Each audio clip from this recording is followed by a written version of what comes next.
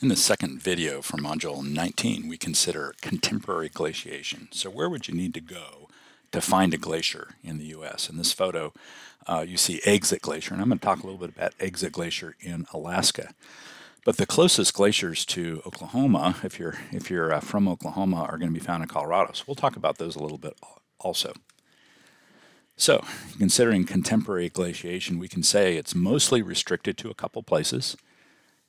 Firstly, the Antarctic and Greenland ice caps. So we'll look at those, and then we'll talk about the world's highest mountains.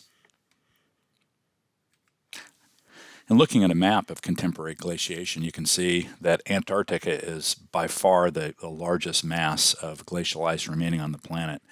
Another continental ice sheet that doesn't show up as well on this map is Greenland. So we just have those two. And you can see that there are glaciers on nearly every continent. We don't see glaciers on the Australian continent outside of New Zealand. We do see some glaciers in South America and the Andes, a few remaining in Africa, and we'll talk about those a little bit. So most of the glaciers are restricted to these high alpine areas.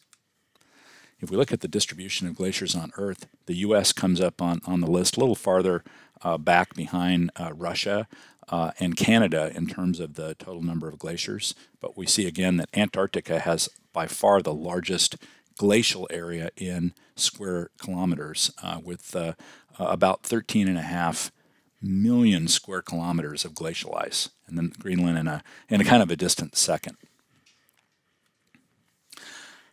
Africa has a few remaining glaciers there too. There's a small glacier left on Mount Kilimanjaro in Tanzania, the view on the left, and then Mount Kenya in Kenya continues to have a glacier. They're not very big. They were much bigger many years ago, and they continue to shrink in size. So can you name the top 3 U.S. states in terms of glaciers? So the number of glaciers. Well, I bet you probably came up with this one, Alaska, with about 6,200 glaciers and a total area of glacial ice that exceeds 40,000 square miles. So that's a lot of glacial ice. Washington comes up second, largely because of Mount Rainier. And then California is next on the list. And then the remainders are Wyoming, Montana, Oregon, Colorado, and Nevada. Nevada has a really small glacier that's left, so I have them marked on this map so that the maps that are not shown, or I should say the states that are not shown on the map in blue have no glaciers. Something else that we can consider when we look at glacial ice, the snowfall is really what drives the development and sustainability of glaciers. And one of the things that should be pointed out is that as you get closer and closer to the equator, the snow line goes up. So that area where you would find snow persisting in the wintertime and through the summer months will go up in elevation. So that that snow line is pretty low, close to the North and South Pole, and you have to go much higher in elevation to find snow persisting when you're close to the equator. Let's sort of look at that. So here's sort of a conceptual view here that I'm showing where you might see the snow line. Here's a sort of a mountain near the equator, Cotopaxi volcano in Ecuador. And the snow line there is really pretty high up. And then as you move farther and farther north, here's 30 degrees and 30 degrees north and 30 degrees south, a little lower snow line. The snow line gets lower at 60 degrees north and south, and then when you get to the north and south poles, it's pretty low in elevation.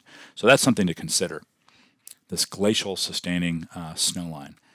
Okay, some types of glaciers. Let's take a look at some just basic categories of glaciers. One of those is the continental ice sheet, just 2 remaining on the planet in Antarctica and on the island of Greenland. Highland ice fields are second in terms of size. We'll look at a few examples in just a moment. And then the smallest glaciers are alpine glaciers, and these are the ones that exist in the lower 48 states. So if you go to and you want to see a glacier in any of the contiguous 48 United States outside of Alaska and Hawaii, you're only going to see alpine glaciers. So let's start with continental ice sheets. A quick look at continental ice sheets. We can say that about 11% of the Earth's land area is covered by glacial ice. That's really quite a bit if you think about it. glacial ice covers about 80% of Greenland and about 90% of Antarctica. This statistic, this 80% and 90%, these are actually shrinking a little bit with global warming. So more and more ice-free areas on both associated with both Antarctica and Greenland. And here's sort of a comparison in terms of size, just so you can look at Greenland and Antarctica to scale. So Antarctica is much, much bigger than Greenland in terms of size, 13.5 million square kilometers. I've never been to Antarctica, so this is not my slide, but just so you can see some views of what it might look like if you were to visit. It's very expensive to go there if you ever decide. Put that on your bucket list to go. It's extremely expensive. There are some ships that leave from some ports in South America. This is a U.S. facility built on unglaciated land. Countries don't really own land on Antarctica. They have the world has sort of sliced up Antarctica. And assigned different zones of Antarctica to various countries that have sort of, have some scientific interest in the continent. Here's a view of Greenland, some of the fjords of Greenland. We'll talk about what fjords are a little bit later, but some of the glacial ice in Greenland. So let's move on to the next largest area where you would find glaciers, and those are highland ice fields. And we do find some highland ice fields in Alaska, so you can go to Alaska and see some really big places where snow and ice accumulate. This is this is my photo here from the Harding Ice Field in the Kenai Peninsula. I've taken students there a few times, and it's a spectacular hike up to where this photo was taken. And what you're looking at is a place that's fueling a lot of glaciers. This is where the snow and ice is added that gives birth to a whole lot of different glaciers. And I'll show you an example of what I'm talking about in just a minute. In this map, we see highland ice fields shown in the color blue. So there's quite a bit, and that's permafrost. We've talked a little bit about permafrost previously. That's permanently frozen ground.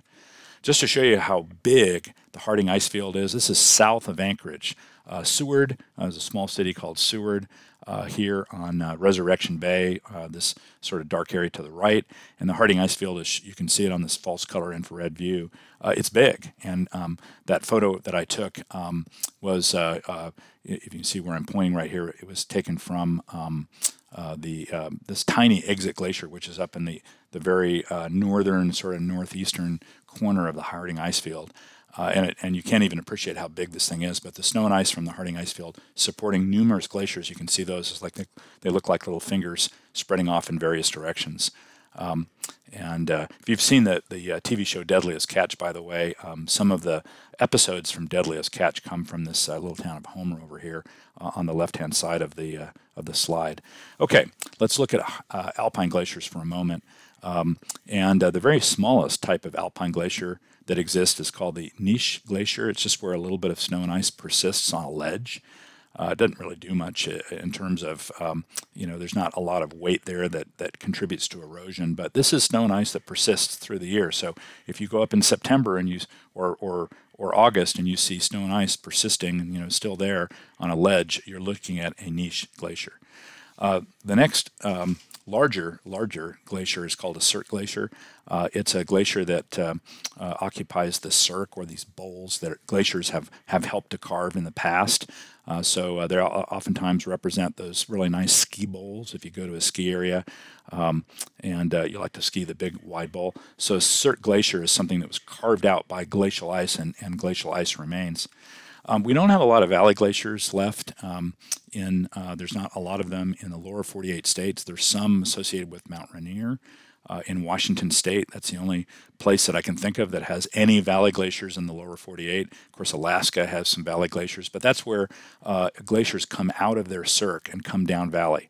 So in this particular valley glacier you're looking at, you see these black lines, and I'll talk about those a little bit later in a subsequent video. They separate, they're sort of the dividing line between snow and ice that comes from various cirque glaciers. So a whole lot of cirque glaciers came together to form this valley glacier. They contributed the snow and ice, just like smaller rivers that flow into bigger rivers. This is like, imagine the valley glacier is like a big river that has a whole lot of tributaries that came together and brought the snow and ice that contributed to this valley glacier. Piedmont Glacier, there's some remaining in places like Alaska and the Patagonia region of South America. Antarctica certainly has some.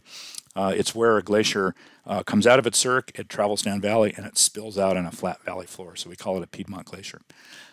Just a couple things, factors in the formation and sustainability of glaciers. I want to talk about the balance between two things, accumulation and ablation. So what do we mean by accumulation? Snowfall. So accumulation refers to the snow that led to the formation of ice that became glacial ice. This is 1 year's accumulation of snow, about 18 feet in the upper part of the Juneau ice field in Alaska. So it's a pretty considerable amount of snowfall that they receive in this part of Alaska. So how does glacial ice form? Well, glacial ice is compressed by snow and ice that exists above it. So when you continue to pile on more and more snow and more snowfalls, the snow gets denser over time. So we can say snow and what's called firn, and I'll talk about firn in just a second. It's kind of compressed snow, are pressurized and recrystallized into very dense glacial ice. And it can take, in some cases, 1,000 years to form glacial ice in places like Antarctica. They have some very old glacial ice in Antarctica, less time in wetter climates. So here's the process. The snow falls, and the snowflakes become granular snow as more and more layers of snow, if you will, pile up and create pressure. Additional pressure can lead to the formation of firn. So when you get to this sort of granular snow firn level of density, you're talking about sort of like if you took a bunch of snow and you packed it into a snowball. So it's sort of that idea. You know, you can't just, you can pick up a handful of fresh snow and try to throw it, but it doesn't work very well for a snowball. But when you start packing it together and making it more dense, that's kind of like this conversion into granular snow and firn, and then eventually into something that is the density of glacial ice, which approaches the density of water. Here's one more view of the process. So we have a snowflake. That's an actual snowflake photo zoomed in, and then we have granular snow. It may take a couple of days for that weight of snow as it's falling to compress snow into granular snow, and then we have the firn in, say, just a little bit less than 2 weeks. And then we have glacial ice that might take 49 days, over a month, maybe a month and a half, or even longer, 57 days. Just to show you the density of some of these materials, here's fresh snow. Fresh snow has a lot of air in it. It's about 90% air. 1/10 of a gram per cubic centimeter, so it's not really very dense at all. And then firn gets a little bit denser here. It's only 30% air. Glacial ice, and that's the piece I'm holding. That's actually at Exit Glacier in Alaska, where I picked up a piece of glacial ice. Just was curious, so I took a picture of it. And then pure water, 0% air. So glacial ice is getting close to the density of pure water. The other side of this equation for sustaining a glacier is ablation, and ablation is another word for melting. And this is Exit Glacier near Seward, Alaska. You see the sign that warns people to stay away from the edge of this kind of the toe of the glacier because it can be kind of dangerous. But ablation refers to melting. Here's a rock that has been sitting in the middle of some snow and ice for a while, and it might actually absorb energy to the point where it melts that snow and creates this depression. So rocks and things can lead to ablation. And there's a lot of a tremendous amount of ablation that goes on with glaciers. Here you see like a little kind of a stream that's running across the top of a glacier. So this is happening all the time. It's happening on top of the glacier. This melting is happening at the bottom of the glacier. It's happening in different places. So sometimes there's under ice streams that you hear. When you're standing on a glacier like this, you may be hearing it cracking. This is actually a tube that's sort of a glacial tube that was carrying water that kind of refroze. So you can imagine it looks like a plug here, but sometimes these things are pretty big.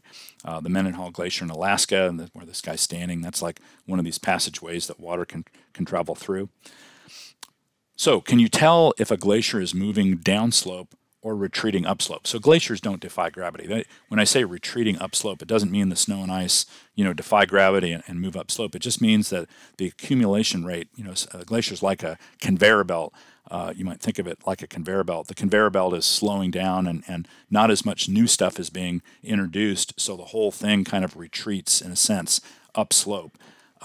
Here's kind of what's going on when you're trying to measure and determine whether a glacier is advancing or retreating over time. So certainly if it's advancing, you see the toe of the glacier down there here at the bottom of the glacier is extending out farther, and if it's retreating, that toe is sort of disappearing upslope. So what you want to look for here's the zone of accumulation, by the way, and this is defined as the place where the net addition of snow and ice exceeds ablation. So accumulation exceeds ablation in the zone of accumulation. And the zone of ablation is where you have a high amount of melting going on.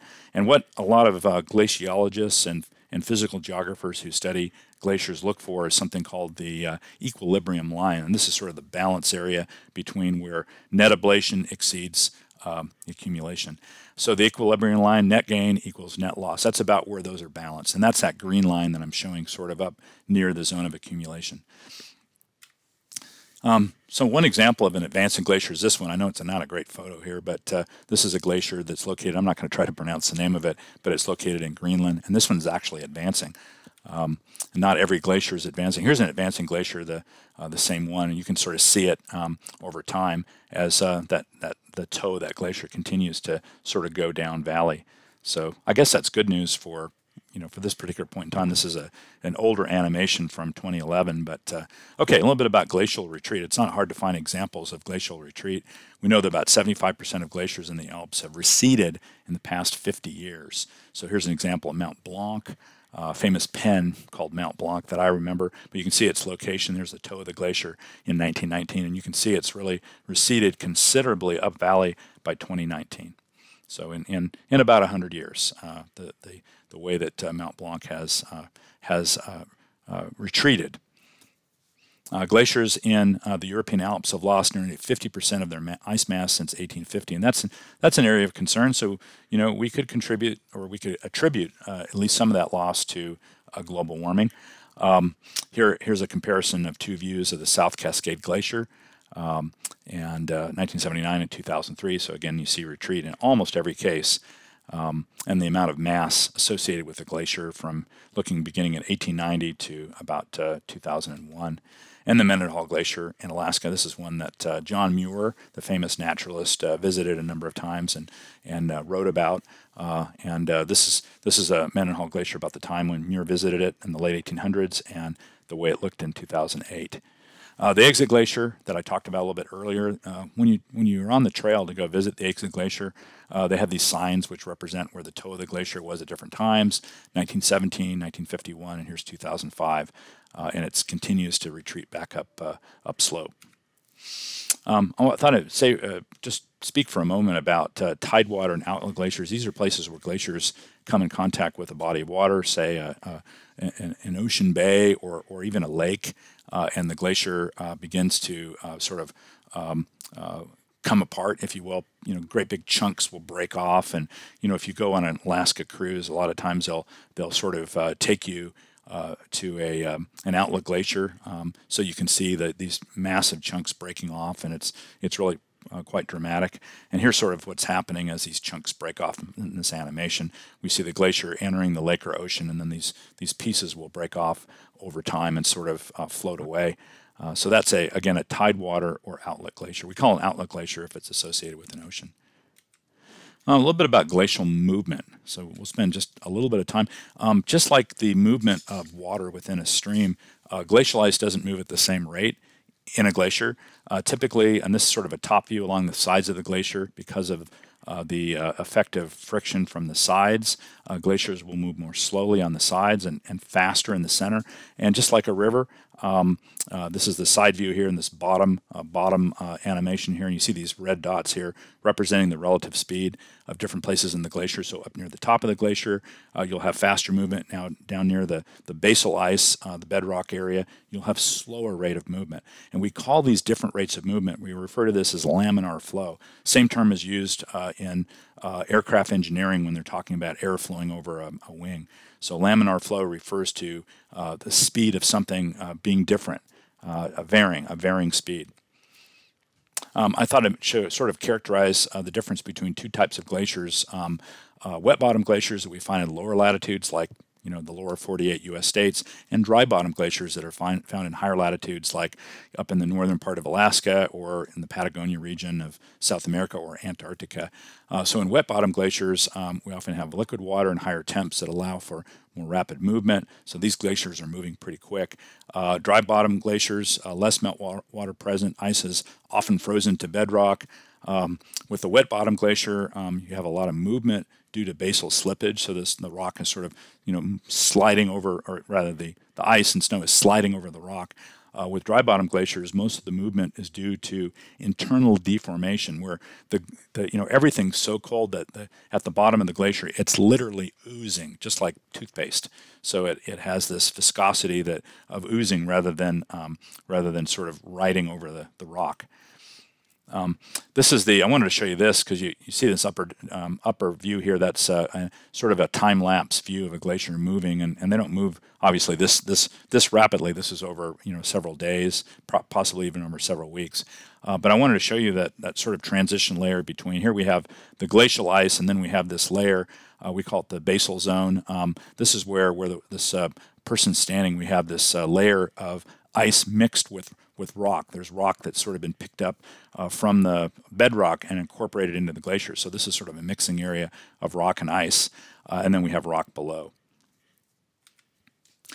Here's another idea of that laminar flow associated with glaciers. And I wanted to show you this. Dry bottom glaciers have this deformation, internal deformation, where the glacial ice will kind of ooze. And here's where the knife is kind of pointing right here. Here's some of that stuff that's sort of oozing at the bottom of a dry bottom glacier. These are very cold environments, once again, where this happens. And we call the top of these dry bottom glaciers, we refer to the upper layer where things move a little bit more quickly. We call that the zone of rigid flow.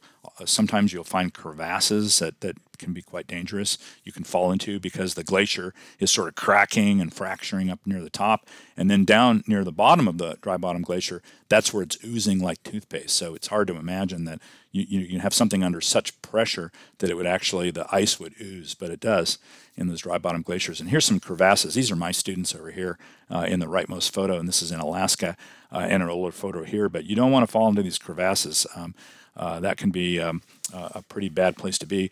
And again, this is in the zone of rigid flow up near the top of the glacier, where the glacier tends to be moving a little bit faster. And when you're standing up on top of these glaciers, they oftentimes you'll hear this groaning noise. It's kind of impressive. Here's a top view up near the top of this slide is sort of a top view looking down on a glacier. And I just want to show you these different sort of compression lines where these crevasses take on these different appearances. So the crevasses are those kind of cracks in the glacier, if you will. So near the toe of the glacier, this splaying crevasses, longitudinal crevasses here, where there's some compression, and then other, where the snow and ice is really moving a little bit faster, you have these marginal crevasses and transverse crevasses. And here's a crevasse that's been eliminated by pressure. So the crevasses can be refilled where the snow and ice sort of come together and refill, and where you have some compression. So you could have a crevasse one day and it could disappear another day. Glacial surge, I'll say this just briefly. Sometimes glaciers move sort of quickly. They can surge and move more than 30 feet in one day. That doesn't seem like a lot of movement, but for a glacier that is. And one example of a glacier that surged is the Hubbard Glacier that covered over. Here's the Hubbard Glacier from above in a false color infrared image, and it just sort of drove right over this Russell Fjord and blocked it in 1986. And the glacier moved 112 feet per day during its peak surge, so that's a considerable movement. Normal movement 6 inches per day. So it's still there's still some recordable movement, but glacial surges are certainly where they're moving a little bit faster. And here's the fastest glacier in the world. It's in Greenland. Speeds up to 138 feet in a day. Doesn't seem like a lot, but that's really fast for a glacier. An average glacier is about 7 feet per day in this area.